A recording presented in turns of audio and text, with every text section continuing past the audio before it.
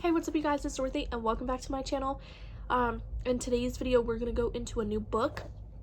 I know you're thinking, Dorothy, wow, we haven't even finished Marked or Pride and Prejudice, but to be honest, Pride and Prejudice is gonna wait a while for me to finish, and Marked, I honestly don't know where I put the book at. So we're going into a book that I know that I can go through relatively quickly with you guys.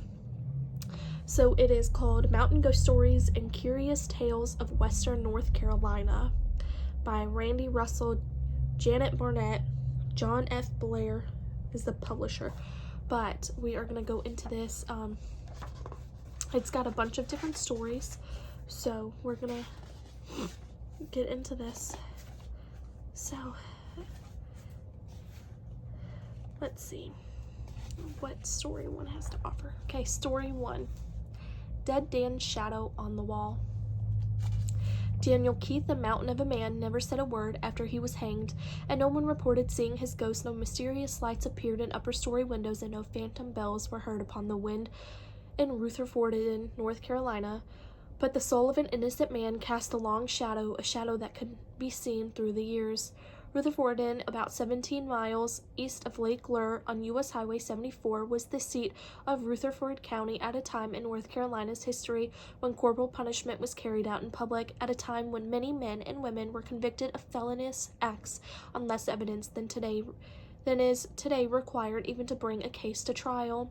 Nobody on the jury hearing the trial of Daniel Keith believed a word he said on November 9th, 1880. At the county courthouse in Rutherford, a child had been murdered. An 8-year-old girl's body had been found the previous February. It was the sort of brutal murder that caused the citizens' lust for justice to overtake their reason. The girl had been beaten to death with a rock, her head repeatedly pounded until no life was left in her frail, bloodied body. Someone reported seeing Daniel Keith near the child's home on the day of her gruesome murder. Witnesses testified that he had been drinking that day. It was enough to send the sheriff to old Dan's house that same night. According to the sheriff on one N.E. Walker, old Dan was sober. Dan claimed no knowledge of the girl's ghastly demise, yet Sheriff Walker found a blood-stained shirt on the back porch of his house. Dan protested that the shirt was merely one he'd worn while cleaning rabbits, but he was arrested for the grisly murder all the same. He came quietly with Sheriff Walker, certain that his innocence would eventually be proven. Perhaps the good people of Rutherford believed such a brutal crime could have been committed only by a brute of a man, and Daniel Keith was definitely that. By all accounts, he was huge, with large, red, complicated hands, the type of hands you could imagine lifting a rock over a child's small head. Dan wore a thick red beard over a ruddy face and towered above the other menfolk of Rutherford County. Many people believed it was his size alone that caused Dan to be suspected as the murderer. As the days turned into weeks, passerby often reported that they heard angry shouts from the jail where Dan was being held in a cell against the south wall. Big Dan was questioned again and again in an attempt to elect a confession. Throughout the months between his arrest and trial, however, he continued to maintain his innocence, and as he had on the day of his arrest. "I have killed nobody," he vowed, and them what say I did will pay the devil every day for saying it. As the trial commenced, Daniel Keith was tried simultaneously on the street corners of Rutherford, where townspeople gathered to angrily reaffirm his obvious guilt. Popular opinion held that they shouldn't even waste time trying a man who would kill a helpless little girl with a rock. Inside the courtroom, Dan wore a homespun bright green shirt and with wooden buttons and a grim expression of utter disbelief. The trial was not a lengthy one. A number of townspeople testified against Daniel Keith. One 16-year-old lad swore that he heard the little girl scream and that he saw Dan lumbering away from the area soon afterwards, with blood dripping from his hands.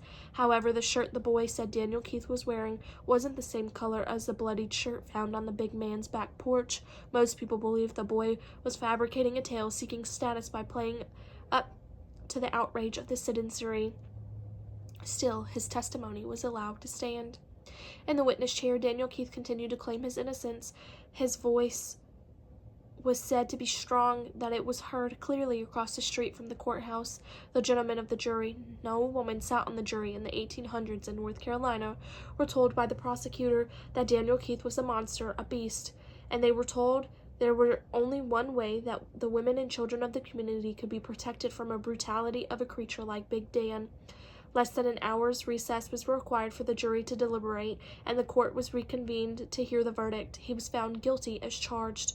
Daniel Keith was permitted to speak before the court's sentence was pronounced, looking from juror to juror and seeking out the smug faces of the witnesses who testified against him. He repeated his threat. "Those who say I killed anybody are liars," he proclaimed, "and each of you will be hated every day for the rest of your life. Then the devil will have ye." Daniel Keith was sentenced to be hanged until dead between 10 a.m. and 2 p.m. on December 11th. The judge further ordered all of Dan's property down to the flour and sugar in his cupboard to be sold at auction to help pay for the cost of the trial. It was a cold morning when the crowds gathered from neighboring towns and counties to see justice carried out against the monster of Ruth Fortin. Buggies and wagons lined the street, and the death cart, a horse-drawn wagon, slowly rolled old Dan through the throng of onlookers on his way to the gallows. Sitting between Sheriff Walker and his deputy in the wagon, Daniel Keith remained calm.